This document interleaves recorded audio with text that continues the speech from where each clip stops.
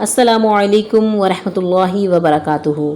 آج میں آپ کو ایک ایسی دعا بتاؤں گی جو قرآن اور حدیث سے ثابت ہے اور جنہیں خود ہمارے پیارے نبی صلی اللہ علیہ وسلم نے پڑھا۔ بسم اللہ الرحمن الرحیم۔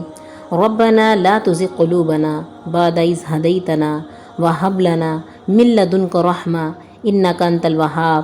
اے ہمارے رب، ہمارے دلوں کو ٹیڑھا نہ ہونے دے بعد اس کے کہ تو نے ہمیں ہدایت دی اور ہمیں اپنی طرف سے رحمت عطا فرما، بے شک تو ہی عطا کرنے والا ہے۔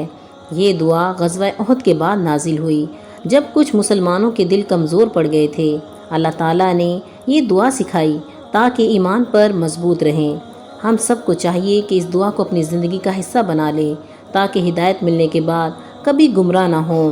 اللہ تعالیٰ ہمیں ان دعاؤں پر عمل کرنے کی توفیق دے اور دنیا اور آخرت میں کامیابی عطا فرمائے، آمین یا رب العالمین۔